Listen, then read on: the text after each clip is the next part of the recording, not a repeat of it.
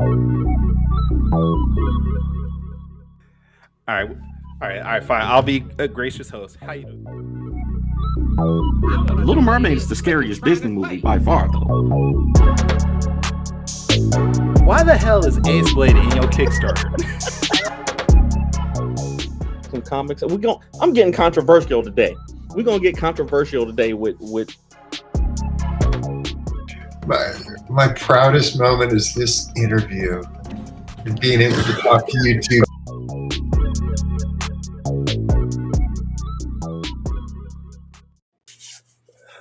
Ladies and gentlemen, boys and girls, children of all ages, Taurus Comics, in collaboration with the Fourth Wall Productions, respectfully brings to you the 96th episode of the Four Tales podcast. I'm your host, Kyron Silva from Taurus Comics. Across the way is the Violet author of Ace Blade, Danny J. Quick, and together we are your two award-winning Blurred comic creators, here to help you find your next favorite comic. We're live on the Age the Geekdom Network via Facebook, Twitter, Twitch, and YouTube, and we're also on TikTok. So if you're listening or watching us live, thank you for your support. But don't forget to like, subscribe, share, and review our podcast because all your positive reviews and interactions help us reach a bigger audience. Danny J. Quick, can you hear me perfectly? I can hear you perfectly, sir. All right, just want to make sure. Now, since you can hear me, I feel like we have a special announcement today we need to really get into. You want to start off with the announcement? We have an amazing guest, and again, we have Ace Blade number 6 on Kickstarter now, but I don't know why it wasn't there last week. It's not actually. It's Ace Blade number 7 that's on Kickstarter. But I can't for the life of me figure out how to fix that. I looked and I've tried. It just doesn't work. I'm gonna just stop going live on that page so so it doesn't come up. That's gonna be my solution. All right. But yeah, I do want to start off on our announcement because we have an amazing guest and we don't want to waste too much of his time. But if some of you have noticed, we've been previewing, I guess, talking about our award show. I mean, that's the only way I can put it as. It's the Javon, what's up, man?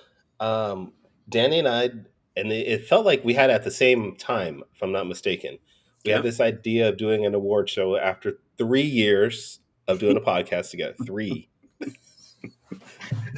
Some say 2, some say 3. It's debatable. We're not quite sure who's right. There's a reason why I say this is this 3rd season, but whatever. But we wanted to throw an award show, and we were always saying that we are a show to highlight indie books, indie stuff. And I felt like this is a good idea to do it. Juan Batista, what's going on, sir? Salute to you. So what is this award show called, Danny? We are going to be launching the first annual Beam Awards this year, at the end of the year. And we're going to be doing this first year is going to be, I think it'll be fun. We're not trying to complicate it too much. We're going to put up a poll at fourtalespodcast.com so that you all can submit your the best of, you might have the best anthology, the best artist, best inker. And we're just asking that you submit books that are not distributed through Diamond or Penguin or who? Lunar distribution. Or Lunar. And those are our only qualifications really for indie. So if you're not distributed through the big 3 distributors, then we say that's indie. So that's really our only restriction. And if you have a favorite comic book or comic book artist for 2023, then we ask you to put them in here on our on our little survey. We're going to tabulate all the nominees, and then the first. When are we going to start the actual voting? Voting will start on the 20. No. What is today? Today's the 28th, right? The 5th is going to open up the voting. Yes, thank you. From the 5th to the 24th, we're going to be spreading the news about voting for the top nominees, and then what we're going to do is present awards to the winners on our last episode of the season. So I think it'll be fun. It's an idea that both Kyron and I had, and we figured why not use the podcast. We've talked to enough indie creators on here that we should be able to that we should be able to get some good submissions, and we should be able to really do this thing. We just really want to highlight people who've been making great stuff in the indie community. Yeah. Now, if you guys want to submit any work, you have to go to our website, fourtailspodcast.com. We're only asking that you have one entry per person. Mhm. And you don't have to fill out the entire thing. You don't have to put your email address No, in. no, fill out the entire thing. And fill out the whole thing. If you know indie comics, you can decide a best comic artist, writer, colorist, letterer, cover, publisher, and anthology. You can fill out those things. Fill out all of them and send them in. We want to highlight as many people as we can, and we want to have as much data to make it fair as possible. Uh, that one artist, what's his name? I Frog. love that one artist. What's his name? Frog, something like that. Trout. I think that's his actual name is Trout. Oh, I thought he was talking about bass. Oh, Oh, could be sturgeon. I don't know. But no, I mean, you guys, if you want to do it now, you can. The site is live, so you can go to just fourtailspodcast.com and fill it out. You're going to have until the 5th to submit. This is just for the submission for the first few days. Then once the 5th has passed, we will then open up for voting. And that's, yeah, see, I knew it was Trout. yeah, yeah. Um, how do you get on the podcast? One, we are booked for the year right now, but we will start looking for people for next year in January. Yes, in January. But right now, we're just talking about the podcast awards. And what's the name of the awards again? It is the Beam Awards. Don't ask All me right. what it means because I don't have it. The Building Exceptional Art and Media Award There is what we're calling it. You All had it right. right there. And now this is what the award will semi look like. Maybe this is not the final design of the award. Right. That's not. No, that's not it. But we're working on at least some certificates for the first year. Next year we might do something a little more serious. Um, but I think this is a good start. And like we said, we're not trying to complicate it too much. We just want to highlight some creators and Yeah. you know, show off this Let's, amazing let's, work that people have been doing in this community. So there we go. See why every time every unless it's not the Russian people again threatening us. at least it's not. Yeah. Yes, Chaley, the Beam Award. We are Yes. we're starting it. Absolutely. All right. So, see that was perfect. We talked about it. You guys can go to the website now, fourtailspodcast.com, Yep. submit your entries. We do want to say that not everybody that submits will be a finalist to be voted on Right. because we don't know how many entries there are going to be. So it could be hundreds that we get. We don't know. But definitely take it seriously. Make sure that these are works that were produced between November 1st, 2022 and November 1st, 2023. They have to have been published during that time frame. They have to be works that were in the indie community. So they can't, like Danny said, they can't be distributed through Marvel, DC. They could have worked for those companies, but they also have to have work done from the indie community too. Like Sean Hill Right. did some amazing work for Danny with an amazing cover for his Yep. Kickstarter, which is live now. It's not number 7, or it's not number 6, it's number 7. Just number Uh, 7. But Sean Hill did some work for indie community, and he's also done work for Marvel or DC. He could be nominated because he's done work for both. Yeah, man, I'm excited about it. So I was responding to somebody on TikTok real quick. Brother Simpson was supposed to come by the shop this week, but he couldn't make it. So, Okay.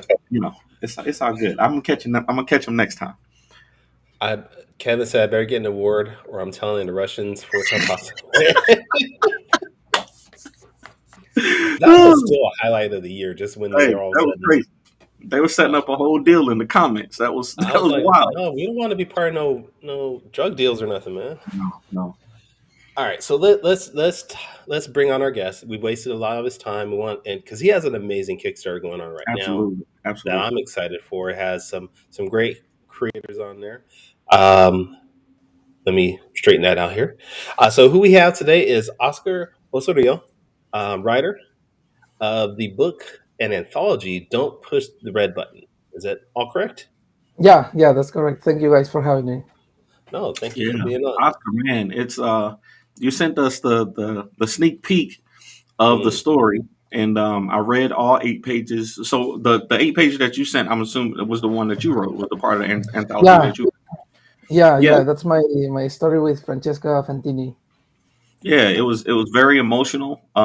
It was very tense. It was just and it was just two characters talking over the stakes of the history of their situation, and it was really good, man. And just that Thank just you. that 8 page got me to pledge, man. The art on it was great. I love the style. The mostly black and white with the splashes of red. Yeah. I loved it. So I pledged this morning. Is when I read it this morning, I pledged Mhm. directly after that. And I love the idea that you had the little QR code at the end, so I can just scan it and go straight to it, man. So, tell us about yourself and how long you've been doing comics, and what sparked this idea for Don't Push the Red Button. Yeah. So I've been doing comics for the past 10 months, like full time. Mhm. Before that, I was working a corporate job. I'm an economist, so I'm an economist turned comic book writer. And yeah, I made this decision to change my career and go full into my passion. So I've been doing comics for the duration of this year, but I've been a fan for 10 plus years. I've been writing on a Substack blog for the past 3 years, I think, and I've been learning a lot from creators. And yeah, when I went into comics, my first work was a book called A Never Ending Adventure that I crowdfunded on Soup um, on June, July. And this was about my story, my journey as a creator, and what I wanted to bring into the comic book industry. So this idea actually came before that, the whole anthology. Um, I got accepted to an anthology called Fractal Realms, Mhm. uh, the Norse horror anthology. And had applied for a few anthologies before, so I knew how they worked, and I wanted to make one. So I got this idea from a conversation with my girlfriend. It was like when you start talking about dumb stuff, like what would you do if you had like if you were stuck? What do you prefer, getting stuck in a cage with a tiger or eating a cockroach, something like that? Like those dumb questions, like. And we were talking like if you had the opportunity to like just like get quick money but someone would die, would you do it? And Mhm. when we went through that, it was like this is relevant, I think, in today's world where especially from my background, I see that people prioritize money, and they are like desensitized for human life. They don't care much about human life. So this question of or this dilemma of money versus human life, and everyone is like, oh, people are dying but I got nothing to do, right? So it's out of my Mhm. reach, it's up to everyone else. So this story, this anthology goes, so if you had the chance to like get money but someone dies and it's your decision, would you do it? And all the implications that this could have. This is not like a tale of saying you shouldn't do it, but it's like if you do it, there's a cost, and that's the idea that everything has a cost. So I had the idea. I talked to Francesca. She liked the idea. She made the cover, the main cover, and then I discovered how hard it is to make an anthology. Mhm. I was talking to editors. I was talking to people, and it's hard. It's a lot of work. It's a lot of like coordination, and I wasn't ready back then. But then I did the crowdfunding for my book, and when that went well, I um, I had like a better understanding of how crowdfunding work and how you can create a book and do this. So I did it. I created a Google form so people could submit their ideas, and I launched it with a cover. And with a submission form. I remember that the first day I launched the tweet and the cover is beautiful. So everyone I showed the cover, they told me like it's a great cover, so it will get attention. And I tweeted it, and the first day it was no reactions, nothing, no likes, nothing, and I was like, oh well, so that's it for this project. And the second day, I don't remember what happened, but it blew up, and we got many more than 120 submissions from creators of like many creators, a lot of backgrounds, creators that I've never heard of, and then I saw the submissions, and those were great. So yeah, that's we had a lot of stories to work with, and it was great seeing the reception. And I when I saw like so many submissions, I knew that this was like something that could work, that it had like a future. So in the meantime, I was also working with Liana Cangas, who did the variant cover, and then we put together the project. So yeah, that's how it started. So it's like it's also a passion project of mine. It's like I wanted to do an anthology, and it was like this is the anthology that I'm going to make. And yeah, right now it's cool. It's now live, and we have all the stories, and yeah, it's shaping up real nice. Now, like you mentioned, anthologies are very difficult to produce and work with a bunch of people. Why start with an anthology instead of just doing maybe an individual issue or a short story? Um, I think that for my idea for this, like the concept was to examine it from different perspectives. So yeah, I could have started from my perspective, my story. Initially, I wasn't supposed to create the story. I talked to Francesca, and she told me that she had someone to write the story for her. When she did the cover, she told me I can do an story for the anthology too, and I know a writer. And that was back in March when she did the cover. So yeah, like many Hmm. months passed, and then I spoke to her, and and said, we're launching it, we're sending the submissions, you have your writer for the story. And she tells me, no, I don't I don't have him anymore, he's not here, but I can do it with you.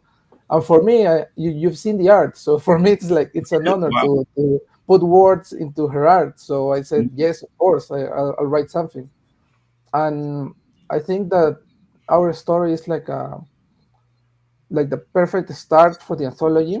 So it ended up that way. So it's like the story that you can read, and yeah, if I publish that as a short story, I think it also worked. I think that there's some stories in the anthology that don't work on their own because you need to know about the concept of the anthology. So if I publish that, it's like you need a quick introduction of what is the button and what is happening. And I think that they are perfect to be included in the anthology because we are talking so much about the concept of the button and money and killing people, and that Mhm. you can read it and it makes sense in the context of the anthology. And that's also what I wanted to create. I didn't want an anthology that's like a bunch of stories that they are just placed one after the other, although that's like the definition of the anthology. But I wanted to create something that links the stories, and it's not like they are connected. You can read it and they work on their own, but Yeah. there's some reflections that I added, like words that I added, and that will link them and will create like a path that you read and you can feel that these stories share something. And yeah, it's like a detail that I wanted to include because I wanted to be like a you can read the stories on their own, but they are also in a subtle way they are connected. Before like themes, as I say, they don't share characters, they don't share like plot points, but there are themes that are like when you read it, you will be like in a journey through humanity, through money, through time, and you will reflect on all of these um, subjects from different perspectives. You will see what's the value of money, what's the value of time, and you will land in stories that will tackle the dilemma from different perspectives that will make you think about many stuff. So the stories are lined up so they can work that way. And I think that that's cool. I think that when anthology come out, some people will see that it's not like story one ends and then we go to story two and there's no Mhm. connection, just like a blank page or something like that. But we will I use like think, words and we will make just so you can feel like you are traveling through like a journey. You're in a journey through humanity, life, and money and time. yeah, I think anthologies are good for that. I think a very short story, like I don't have as much time to read comics anymore. But like if I can get an anthology, I can just read, one or two stories at a time. I don't have to get through 30 pages of a story. So anthologies are really good. Like sitting down to read your story this morning was like so just sit down, it was 8 pages, read it, and I enjoyed it. Like you can enjoy a 8 page story. So I think that's one thing that anthologies are really good for. Yeah, But I want to know, like, comics in general. Like you said, you were an economist. Why change? From having a steady job. Because we all know that comics are not as steady as working for somebody else sometimes. yeah, Um, what was it that made you decide to take the dive into making comics full time? yeah. So I was um, I was working in my previous job, and I think it was a combination of many things. The first one was that I was tired. I was like burned out, and I've been doing that for 5 years. So I think Hmm. that, and this is like the combination with the other stuff, because while I was tired and burned out, and I was having like mental health problems, trying to um, stay afloat on something that I wasn't happy doing. But and on the other side, I was writing my blog on Substack. I was getting like I was getting visits. I was getting recognized by other creators. I took Scott Snyder's class. I was talking to Scott. I was like working on my comic books, like on my free time, like many creators do. I was creating a stuff. I was writing, and I felt that I had the tools to create comic books. It was although it was rushed at the moment. Like I was like working, and then one day I just said I don't want to keep doing something that in the long term isn't going to make me happy, because I knew that I was going to become a comic book writer eventually. So I said I think that the best time is right now, because it's like I'm passionate about this. I have the tools to create. I know how to create a script. I know how to contact artists. I know how comic books work, because on July 2022 I created a short comic book to promote my Substack page, Yeah. and I had already experienced creating short stories, submitting to anthologies. So yeah, I decided this is like as good time as any time will be, because right now in my other job I'm not 100%, and that's the other thing, because if I'm not doing it well, then you as you said, you have the steady income and like the safety of a job. But if you don't do it well, you may get fired or you may underperform, and that's like a because you underperform, then they will tell me that I'm not doing well, and that will not impact my mental health positively. So it's like it was not going well. Like what I needed was new passion, and I couldn't find passion in something that I didn't enjoy doing. So my new passion was comic books, and that's where I put all my efforts in, and I'm creating comic books right now. Like I don't know if I'm going to keep doing this like for how many years, but at least I've done it, and it's been almost a year. I think that next year I'm doing it. So it will be 2 years. And if I have to return to my other job, I have the knowledge, I have the tools, Hmm. and I can go back. I know that I it's not like you can forget all that stuff in 2 years. And at least when I am older, I can say I did write comic books. It was just 2 years, but I did it. So that's what I wanted, because then you start growing. You have people that depend on you. You have like more responsibilities, and you get to an older age, and it would be so sad that I was like older and said, "Oh, I would have wanted to write a comic book, but I didn't." So Hmm. yeah, I it was the understand. time. And I'm And doing right now. I'm trying to do everything that I want, and maybe that's like the other answer as why I started with a full-on anthology, because like I'm taking this time as it's my last day writing comic books, so I wanted to do like big projects. I want to do what I want to do, and right now that I'm like self-publishing everything, it's like everything that I want to create. I'm just putting it out there, and hopefully it works, and I can get more opportunities in the future. well, let's look at your book right now. I'm going to bring up your Kickstarter and share that. Uh, I don't know why it's starting on that portion. All right, so we're going to show everybody the page. Let's start at the beginning. So you are, what is this about?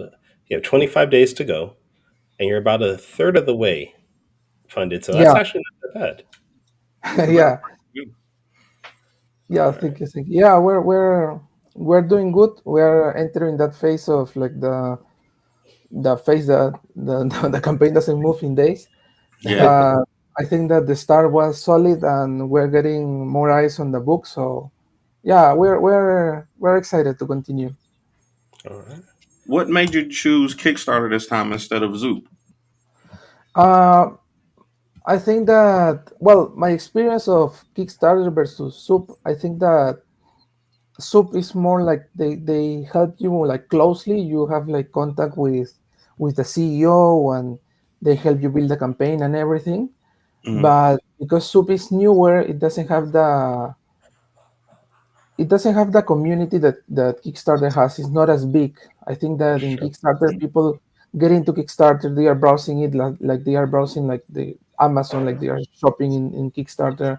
They Yeah. go in. You don't have to like you get backers that you don't know at all, and they just get because they like Kickstarter as a platform. I Hmm. think that when I was working with Soup, and I've seen other creators like when they post, they talk about Soup, and people don't know what it is, and Yeah. it's easy. You say it's like the Kickstarter, but another company, but just starting by that, everyone know what a Kickstarter is. And if you talk about like a crowdfunding campaign, it's you people don't say that anymore. They say a Kickstarter. So That's they Yeah. true. they they have that. And this project is big. My other project was like my passion project. It was me with my artist, and it was like all around me. But this project is bigger than that. It has huge creators. It has huge rewards. There's a lot of people working on it. So I wanted to get as much reach as I could. So Kickstarter was the way to go.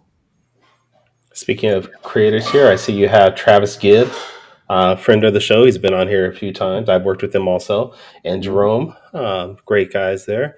So, with looking at all these creators that you have, how difficult is it to work with people who are in so many different locations around the world? Well, I think that right now, because of social media, of well, all the opportunities we have because of the technology, it's easier.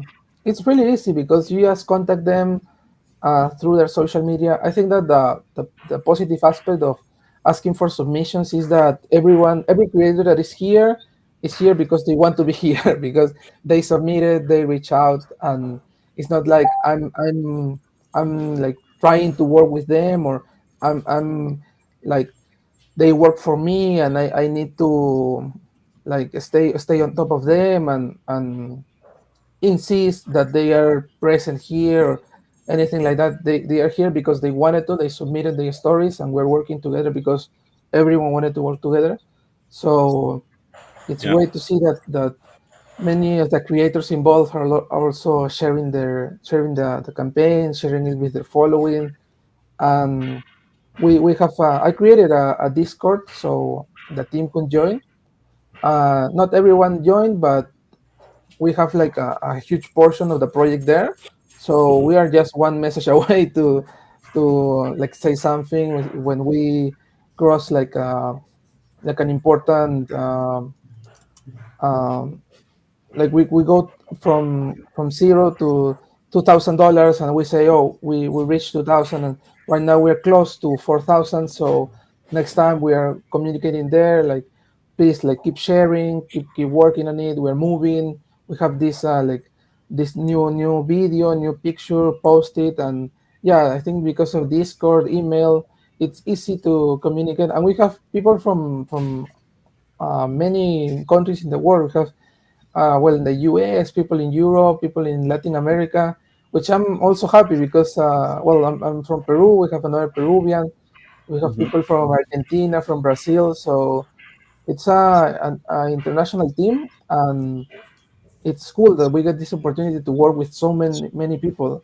And you will see when we make the anthology, they're different in art styles too. It's Yes. marvelous to see that, like, that each story is like completely different from the other one.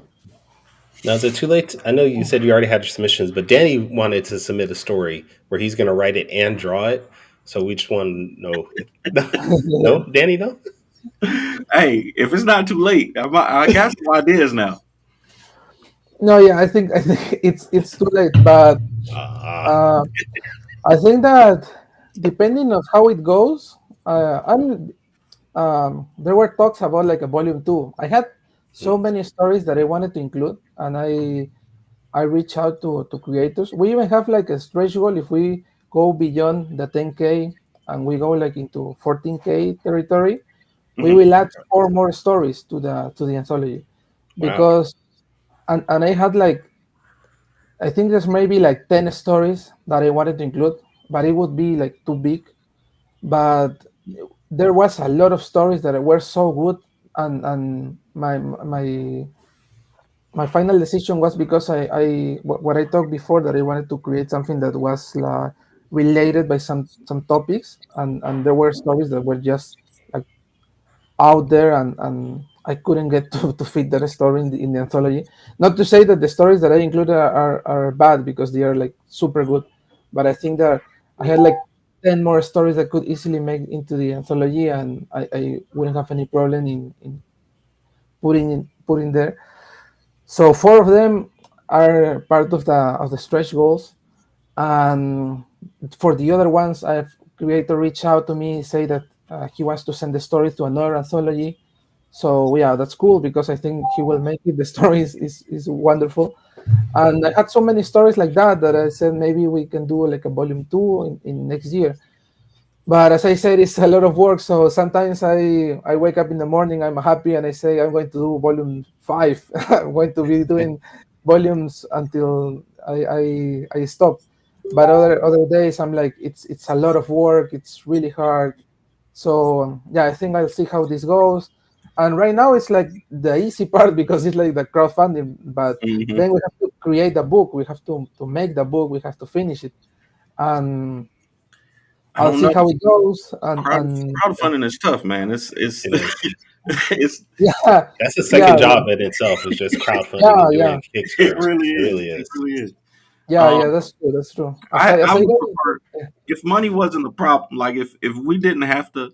And I'm gonna make a TikTok about this later because like my whole goal is just to be able to keep making comics. But in order to keep making comics, you got to do crowdfunding. You got to yeah, market. You got to sell. You got to do sales. You got to do accounting. You got to be an economist. You got to do all of this stuff to yeah, keep making comics. And I wish I could just sit down, write and draw and letter and make comic books, but there's so mhm. much other stuff that you got to do to be able to do that it's tough. So um, but I think it's a worthy goal.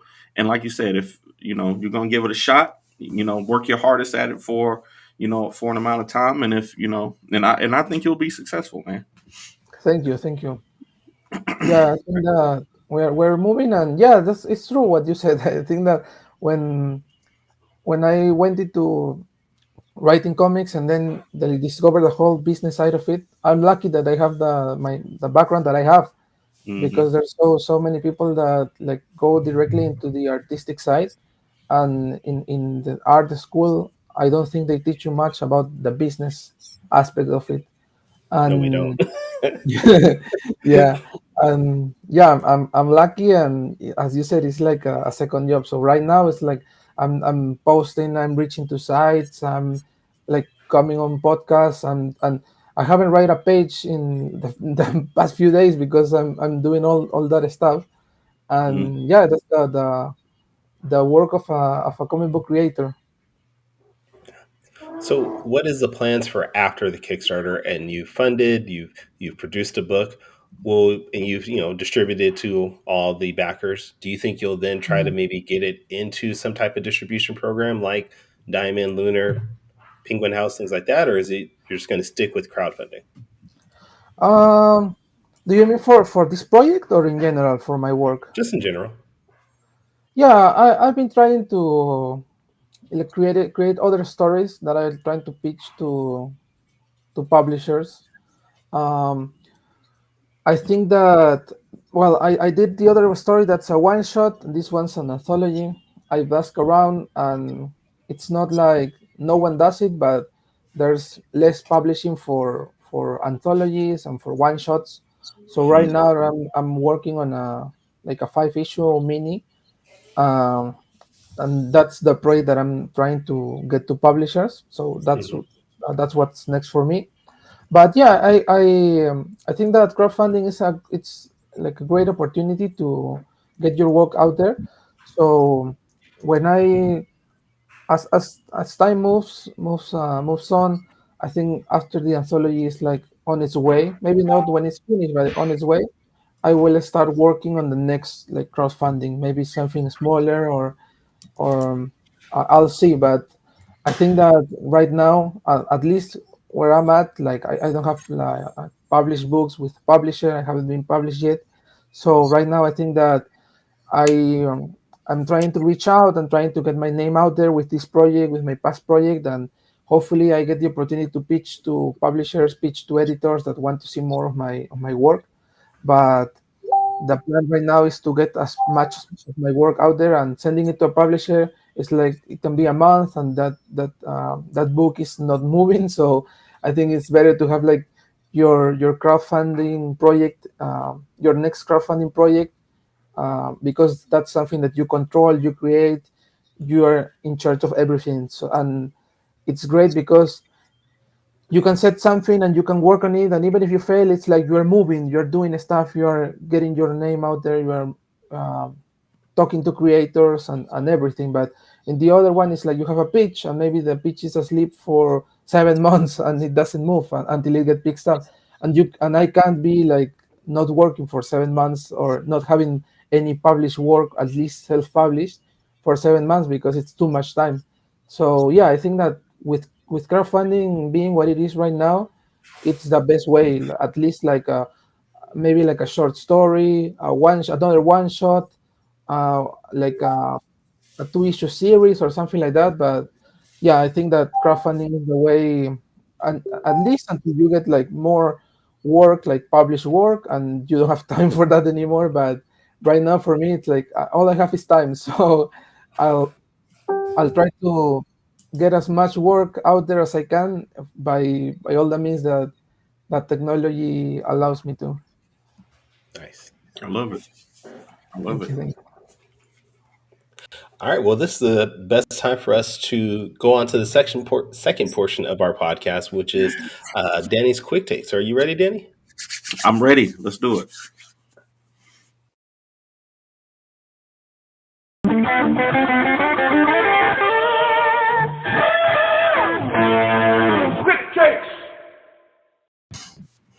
Quick takes. So, if you haven't seen the show before, Quick Takes is a rapid Q&A section where we you. grill our guests on things that they've posted on social media. No, I'm just playing. So, uh,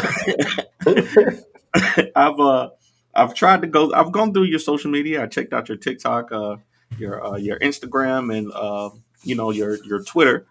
And I couldn't really, because I don't speak Spanish fluently.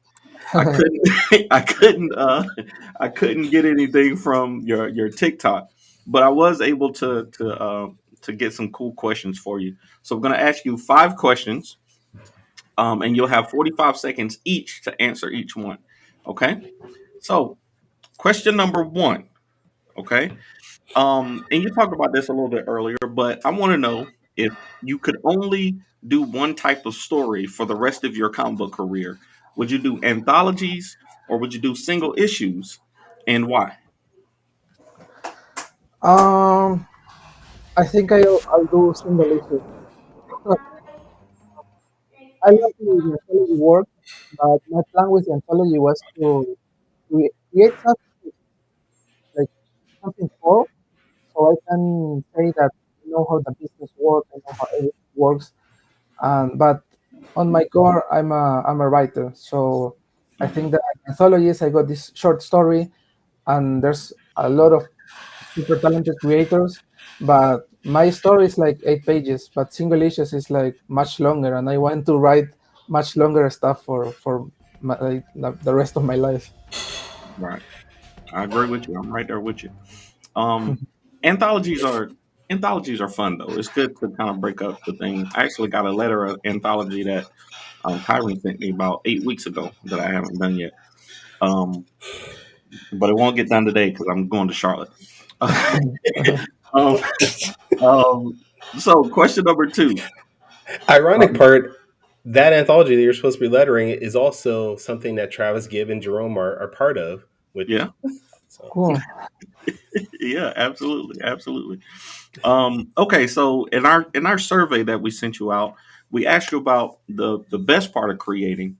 Yeah. I want to know, in your opinion so far, what is the worst part of creating and why?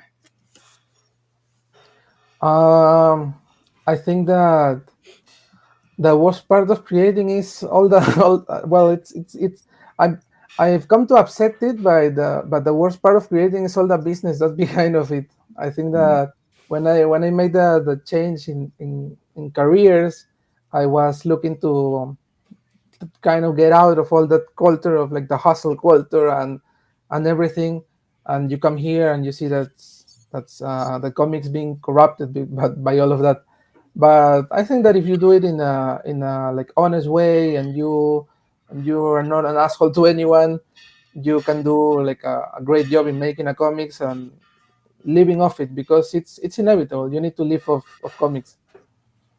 Yeah, I think the more industries you get into, you'll see money is definitely Yeah.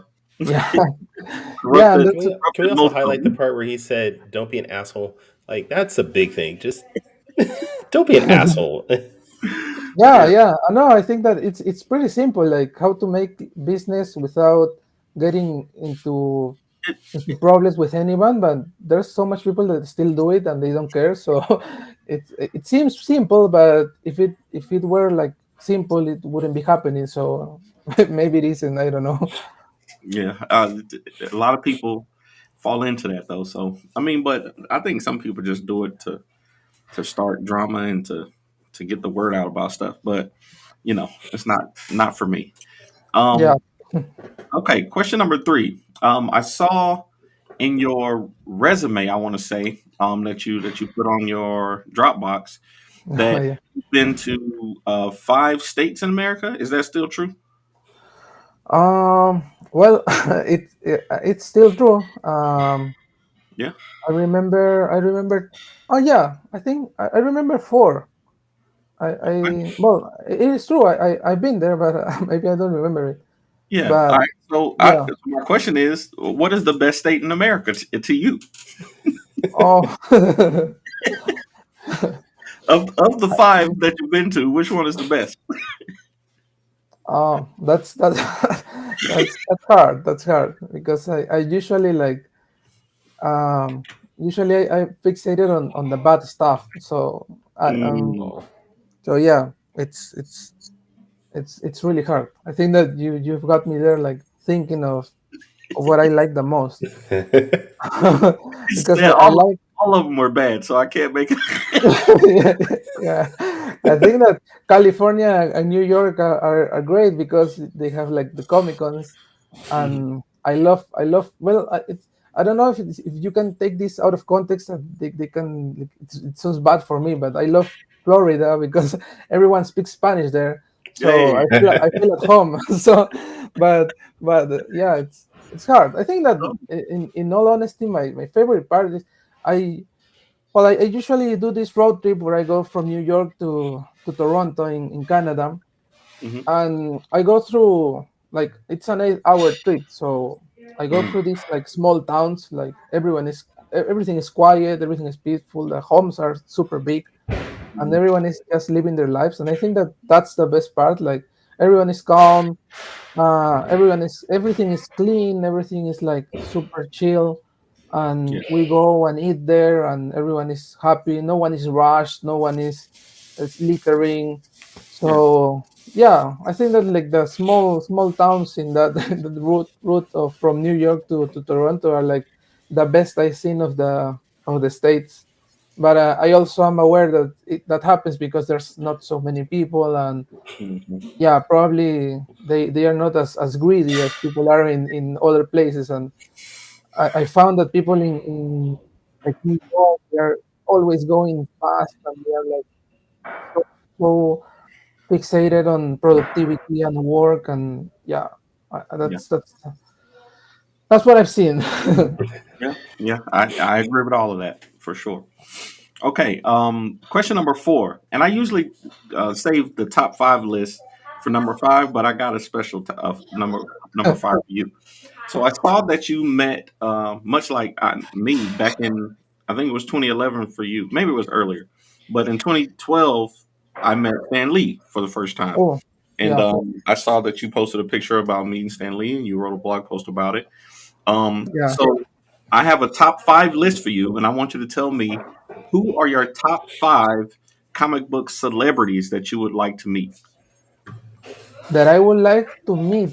I think that I've been fortunate enough to meet like everyone that I wanted to meet. Like it's not like well, if it's celebrities, like people also from the movies, maybe, or just Hmm. creators. Yeah. All celebrities. Uh, I would love to meet Benedict Cumberbatch. Okay. Well, I think pretty much everyone from like the Marvel DC movies. Because from for creators, yeah, I met Stan Lee. There's a lot of creators that have passed right Mhm. now. So yeah, I think that maybe Henry Cavill too, Tom Holland. Yeah. Okay. Um, Got two yeah, more. Do- I would also right now because of what happened like New York and the announcement. I would love to meet Tom Hardy because Okay. of the project he's doing with Scott and Frank Thierry and Ryan Smallman. Hmm. I would love to like talk to him about all the process. And I All right, you think got one that more. um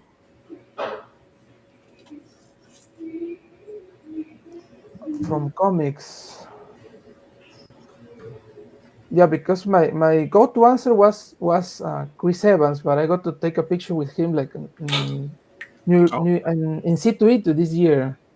So I technically shake his hand. So um but yeah, probably Robert Downey Jr. then. okay. Okay. Hey, that's a good list. That's a lovely list. Okay. Yeah. So now, all right. This is the question now. This is the question that it all comes down to. All right. Question number 5. Would you push the red button and why? Yeah. Um as I told you, I've thought about this like more hours than the average person. Not only not only because of the anthology, but because we had this conversation before. And yeah, I think and this sounds like the easy answer, but it's like my honest answer. I think that I would push the button, but I would try to use that money as beneficial as possible to as many people as possible. And Hmm. in those people, it includes me, of course.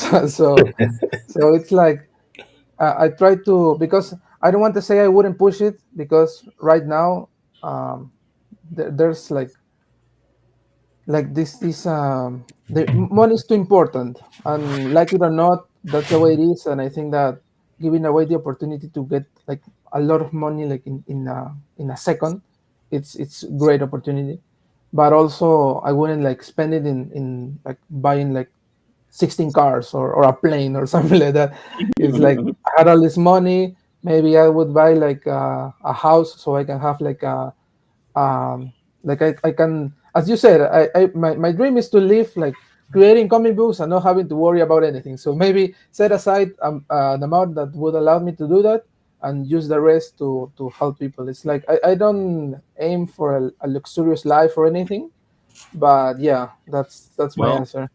well, Oscar, here is your opportunity. If you look under your seat, there's a red button. So I'll just I didn't know you were going to do that. play. I'm just, you gonna press that button? So, Yeah. Oscar press a button. I go. like, all right, thanks for And joining he's us all for like, the podcast. finally, it's all mine. No, no, that's great. Thank you for doing that for us.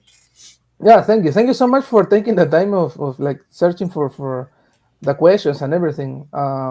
It means a lot. I think that this is like the first interview I done that there's been so much research on me, and that's cool. It's my favorite part of the week, to be honest. No, yeah, Stalking people's social media pages is my favorite part. My favorite part of the week for sure. yeah, no, I appreciate it. Thank you. All Absolutely. right. Well, this has been fun having you on, Oscar. We want to give you a moment to, showcase yourself. So, where can people check out your work, check you out online, and follow you on your social media?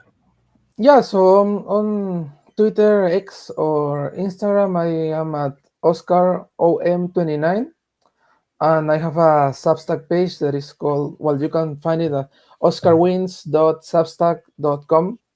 So yeah, I encourage people like want to know more about comic books. Also follow me because of my work, but I'm passionate about putting stuff out there that helps newcomers, like tips or part of the process, how it works. Because when I got into the industry, I had a lot of help from random people that didn't know me but now have become my friends. And I want to give back to the comics community, because setting aside like the greed and the business and everything, I think that in at its core, it's a community of people that are passionate about making comic books. And I love working with people that are so happy and so excited to create stuff. And in my social media, in my Substack page, I try to talk as much of my work as I can, so I can encourage other people to start creating their own work, just as some people did with me. So I'm excited for it, and yeah, I want to reach out and to get to as many people as possible, to share that everyone has a story to tell, and if you want to create it, you can do it. All right. Thank you. And definitely, everybody, if you're listening or watching us live, please go ahead and check out his Kickstarter. We put it in the comments. We'll also put it in the show notes so people can check it out later. So back his Kickstarter. It looks fantastic and help this anthology, come to life. Um, but Danny, where can people check you out? Y'all know the best place to find me is also over on Kickstarter for the Ace Blade #7 Kickstarter. But our website, fourthwallpros.com, for any news and updates. And then if you want to find me on social media, it's at the Ace Blade on all social media platforms. I like the spooky text that you changed it to for Halloween You like too. that? Yeah, they Yeah, they just they just updated that, so I'm I pretty like sure November 1st it'll be gone. I like it. But Kyron, where can people find you? You can find me at tauruscomics.com, and you can find me on all social media: Twitter, Instagram, TikTok, at Taurus Comics also. And, if this is your first time checking out our podcast, you can go to our website, fourtailspodcast.com. While you're there, you can vote for the Beam Awards. Well, sorry, not vote yet. You can submit your entries for the Beam Awards, but you can also go back and listen to all our past episodes. And, if you want to buy some merchandise, support us financially. You can do things there too. But this has been great, Oscar. Everybody, thank you for joining us. Now, we will not have a show next week because Danny is doing an event and he said he does not have the time to spend with me.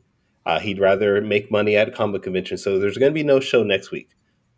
But that just gives you guys extra time to go to fourtailspodcast.com, submit your entries. I'm pretty sure I'm going to get a flood of entries for Ace Blade and Danny J. Quick as the favorite indie artist or writer, and that's fine. Um, yeah, I already got one, so Oh, for real? uh, yeah, we got one already. Oh, But join wow. us in 2 weeks where we're going to have Mally Simpson on the show. He's going to talk about something marvelous, I'm sure. And then we'll start talking about the voting for the Beam Awards. But until then, everybody, sayonara, good night, and please take care of yourselves.